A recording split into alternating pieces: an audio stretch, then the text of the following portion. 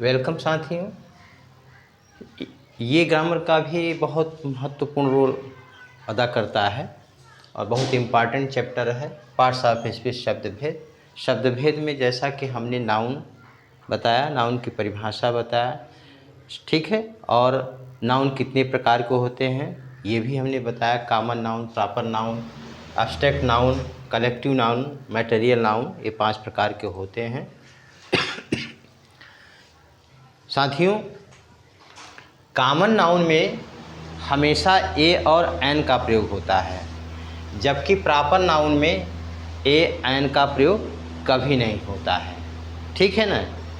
इतना ज़रूर आप लोग समझिए कि जो जातिवाचक संज्ञा है, जैसे बॉय है, गर्ल है, ठीक है, तो उसमें जो है काऊ है, हमने बताया था, तो उसमें ए अथवा एन का प्रयोग ज़रूर होगा। तो जहाँ भी प्रयोग समझ अगर लिखा भी है तो समझ जाइए कि जातिवाचक संज्ञा भी है, ठीक है, कॉमन नाउन में। और जैसा कि जबकि प्रॉपर नाउन में ऐसा नहीं है। प्रॉपर नाउन का जो डिफिनेशन है, it refers to an individual person. एक भौतिक, इंडिविजुअल माने क्या है कि भौतिक, ठीक है, तो फिजिकल पर्सन, इंडिविजुअल जो है, जो सामने व्यक्ति हो, ठीक है, उसको इंडिविजुअल कहते हैं। और नॉन इंडिविजुअल का मतलब कि जो लुप्त प्राय है, उसको जो दिखाई न दे, उसको नॉन इंडिविजुअल कहते हैं, ठीक है ना। तो it refers to an individual person, ठीक है। तो इंडिविजुअल पर्सन से यह संबंध रखता है, इंडिविजुअल प्लेस से भी संबंध रखता है, इंडिविजुअल थिंग से भी संबंध रखता है, जैसा कि हमने बताया था, ठीक है। अब जैसे राम है, सीता है, तो ये क्या है, इंडिविजुअल पर्सन है। इंडिया है, इंडिया क्या है, प्लेस है, ये भी इंडिविजुअल स्थान है। द रामायण इंडिविजुअल थिंग है। द ताज, ताज भी क्या है आपका, ताजमहल जो है, ये भी बिल्डिंग है, इमारत है, भवन है, तो ये भी एक वस्तु के रूप में हम इसको रखेंगे, ठीक है, लेकिन ये हिस्टोरिकल है, ठीक है। तो Ram, Sita, India, the Ramayana, the Taj. अंतर क्या होता है, किसमें ए या एन का प्रयोग कभी नहीं होता है, पहला। दूसरा ये है कि इसका जो वर्ड का जो पहला लेटर होगा प्रॉपर नाउन का, वो कैपिटल लेटर में होता है। तो हमने यहाँ पे लिखा है नोट में, a an is never used. A an कभी नहीं प्रयोग होते हैं। And the first letter of proper noun, proper noun का पहला अक्षर जो होता है, is always written in capital letter, हमेशा जो है कैपिटल लेटर में होता है। ठीक है ना, बात समझ में आ गया। तो कोई भी यहाँ हमने अब इंडिया के पहले पूछोगे कि द क्यों नहीं लगाया, राम के पहले, सीता के पहले, क्योंकि इनके पहले द नहीं लगता है।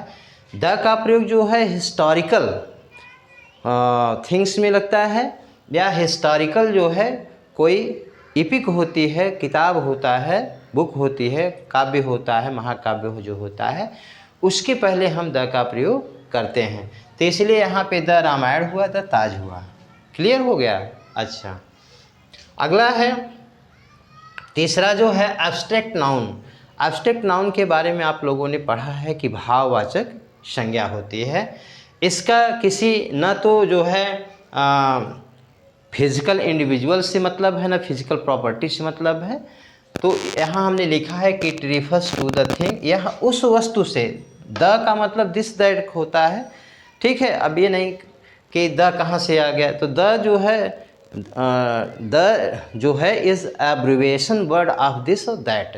एक ब्रीफ वर्ड है, एब्रीविएशन वर्ड है, शॉर्ट वर्ड है दिस और दैट का, ठीक है। और एक निश्चित वस्तु के तरफ अगर इशारा करता हो, जैसे यहाँ वहाँ, तो हम उसके पहले द का प्रयोग करते हैं। It refers to the thing, यह उस वस्तु से संबंधित रिफर करती है, संबंध रखती है। That has no physical property, जिसके के पास कोई फिजिकल प्रॉपर्टी नहीं है, माने यह किसी व्यक्ति की बात नहीं कर रहा है, किसी स्थान वस्तु की बात नहीं कर रहा है। तो ये केवल एब्स्ट्रैक्ट नाउन है। तो एब्स्ट्रैक्ट नाउन किसका बात करता है भाई, ब्यूटी की बात करता है, सुंदरता की बात करता है। तो इसमें कोई फिजिकल प्रॉपर्टी तो है नहीं, ठीक है। फिजिकल प्रॉपर्टी का मतलब कंक्रीट, मूर्त चीज़ ये नहीं है। ब्यूटी क्या है, मूर्त चीज़ तो है नहीं, ठीक है ना। तो ब्यूटी है, हैप्पीनेस है माने खुशीपन है। आप बिल्डिंग बना देंगे, ठीक है, पेड़ लगा देंगे, वो कई वर्षों तक आपके सामने खड़ा रहेगा, ठीक है ना। लेकिन हैप्पीनेस क्या है, हैप्पीनेस तो आप अभी महसूस कर रहे हैं खुशी, और आफ्टर सम टाइम आप कुछ समय बाद जो है आपकी हैप्पीनेस गायब हो जाएगी, सैडनेस आ जाएगा। तो वही है कि ब्यूटी है, ब्यूटी डीके होती है। आप समझ रहे हैं कि ब्यूटी हमेशा जो है इज़ नॉट परमानेंट, ब्यूटी कोई परमानेंट वस्तु नहीं है। तो ब्यूटी जो है ऑनेस्टी, इसलिए फिजिकल प्रॉपर्टी में नहीं गिने जाते। ईमानदारी है, चाइल्डहुड है, चाइल्डनेस है, हाँ, बॉयहुड है, लड़कपन है, चाइल्डहुड बचपन है, बचपना है। तो ये हमेशा परमानेंट तो है नहीं। आप जैसे आपकी आयु जो है वो बढ़ती है, इंक्रीज़ करती है, जैसे आप ग्रोथ होते हैं वैसे वैसे आपका जो है बचपना समाप्त हो जाता है, किशोराव आता है, युवा यंग आते हैं, यंग अवस्था आता है, यंग स्टेज आता है, फिर एडल्ट अवस्था आता है, फिर इसके बाद ओल्ड एज आता है। ओके, इस तरह से आप समझ लीजिए। तो कलेक्टिव नाउन में, समूहवाचक संज्ञा में, एब्स्ट्रैक्ट नाउन में। चौथा है कलेक्टिव नाउन, समूहवाचक संज्ञा। अब ये समूह का मतलब समझ ही रहे हैं आपकी, कहीं न कहीं ग्रुप की बात कर रहा है। तो यहाँ हमने लिखा है it refers to a group of persons. तो व्यक्तियों के एक समूह के की ओर रिफ़र करता है। एनिमल्स का समूह होता है, तो एनिमल्स के समूह को क्या हम कहते हैं भाई, फ्लॉक है, हर्ड है, झुंड है, होता है ना। अभी आप लोग जो है अगर नहीं पढ़े होंगे तो जैसे एक शब्द आता है, वन वर्ड सब्स्टिट्यूट जानते हैं ना, कि एक वाक्य का एक शब्द होता है, एक वाक्य का एक शब्द होता है। जैसे जो ईश्वर में विश्वास करता है उसको आस्तिक कहते हैं, जो नहीं करता है उसको नास्तिक कहते हैं।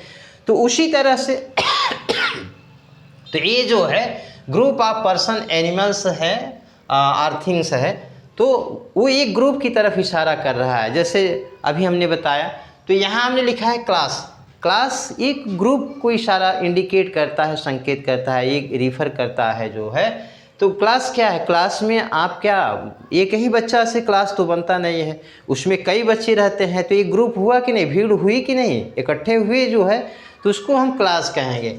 कमेटी है, कमेटी में जो समिति है, समिति में कई सदस्य मेंबर्स होते हैं, तो इसलिए वो कमेटी है, ठीक है। अगला है फ्लॉक है। फ्लॉक अभी हमने बताया कि झुंड जिसको कहते हैं। बैच क्या है, आप जैसे क्लास करते हैं वैसे बैच होता है। हमारा भी कक्षाएं कई बैच में चलती हैं, जैसे मॉर्निंग बैच है, कहते हैं आप लोग मॉर्निंग बैच है, इवनिंग बैच है, नाइट बैच है, तो बैच होता है, ठीक है ना। तो इस तरह से ये क्लास की तरफ इशारा, एक समूह की तरफ, एक ग्रुप की तरफ, एक कलेक्शन माने जहाँ पे लोगों का हो, गैदरिंग जहाँ पे हो, तो उसको एक शब्द दे दिया गया है, वही है आपका कलेक्टिव नाउन। ओके, नेक्स्ट और लास्ट है मटेरियल नाउन जो है। मटेरियल नाउन का मतलब धातुवाचक संज्ञा है। मटेरियल नाउन में क्या होता है, धातुवाचक संज्ञा या द्रव्यवाचक संज्ञा। ओके, तो धातु, it refers to the matter. ये जो है मैटर मीन्स क्या होता है, मैटर मीन्स मामला भी होता है, मैटर मीन्स द्रव्य भी होता है। द्रव्य आप लोग जानते ही हैं, हाँ, कि लिक्विड में भी होता है, सॉलिड आइस भी होता है, वो कई प्रकार से। तो मैटर आर सबस्टेंस माने तत्व, क्या होता है, तत्व। सबस्टेंस माने तत्व होता है, तो द्रव्य अथवा तत्व। बाई विच, जिसके द्वारा ये होंगे, आपका जो है ये मटेरियल नाउन होगा, लेकिन आप उसको तभी हम मटेरियल नाउन के अंतर्गत उसको काउंट करेंगे जब बाई विच, जिसके द्वारा थिंग्स आर मेड, वस्तुएं बनाई जाती हैं। जिसके द्वारा क्या बनाई जाती हैं, वस्तुएं बनाई जाती हैं। तो भैया आप कहोगे कि पानी से कैसे वस्तु बनेगा, तो पानी से क्या बर्फ़ नहीं बनता, आइसक्रीम नहीं खाते हो, आइसक्रीम खाते हो, मलाई खाते हो, तो ठोस बना कि नहीं। चावल है, तो चावल क्या है, चावल से हम क्या बनाते हैं, चावल तो चावल है, राइस है, पैडी से अगर हमने, धान से अगर हमने उसको सेपरेट किया थ्रेसिंग करके तो चावल हमें प्राप्त हुआ। लेकिन चावल को हम उबालते हैं, बॉइलिंग करते हैं, तो बॉइलिंग करने के बाद जब वो पक जाता है तब हम जो है उसको जब कुक करते हैं तो कुक करने के बाद जो है तो जब अच्छे से पक जाता है तभी हम उसको ग्रहण करते हैं। तो उसका रूप क्या है, परिवर्तन होता है, एक रूपांतरित होता है, एक परिवर्तन हो जाता है। फिर उसके बाद हम लोगों के भोजपुरिया में भात कहते हैं और कहीं कुछ और कहते होंगे, माड़ कहते होंगे। तो इस तरह से जो है, तो अब यहाँ पे है हमने गोल्ड दिया है, गोल्ड मीन्स सोना है। तो सोना गोल्ड जो होता है वो आपका जैसे कि अंगीठी बन गया तो वो गोल्ड का है, तो मेड ऑफ गोल्ड हो गया, मेड ऑफ गोल्ड हो गया, निर्मित हो गया। रिंग है, अंगूठी है या ब्रेसलेट है, कंगन है या गार्लैंड है, हार है, ठीक है।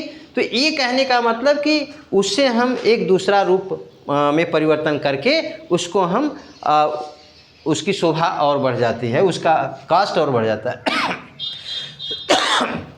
मिल्क है, दूध है। अब मिल्क से क्या बनता है भाई, बटर बनता है, मक्खन बनता है कि नहीं, घी बनता है, चीज़ बनता है, पनीर बनता है, तमाम चीज़ें बनती हैं, कर्ड बनता है, दही बनता है, वे मट्ठा बनता है ना। तो इससे जो है कि इन सारी चीज़ों से एक मेड ऑफ होता है, बनता है। राइस का हमने समझा दिया। तो ठीक है मित्रों, इस तरह से जो है मैंने ये पार्ट्स ऑफ स्पीच को पूरा समझाने का प्रयास किया है और आशा करता हूँ कि आप लोग समझ लिए होंगे। और इसको पढ़िए, जब पढ़ेंगे आप देखिए, अब मैंने इन सारी चीज़ों को ख़त्म कर दिया, अब रिटेन हम कुछ न कुछ बताते रहेंगे, ठीक है ना। तो आप जैसे टेंस है, वॉइस है, फिर से हम आप लोगों को समझाएंगे। ऐसी बात नहीं है कि एक बार पढ़ा दिए तो पढ़ा दिए, अब आप लोग पढ़िए उसमें, इसके बाद भी हम पढ़ाते रहेंगे, ठीक है ना। अपना ख्याल रखिए, धन्यवाद।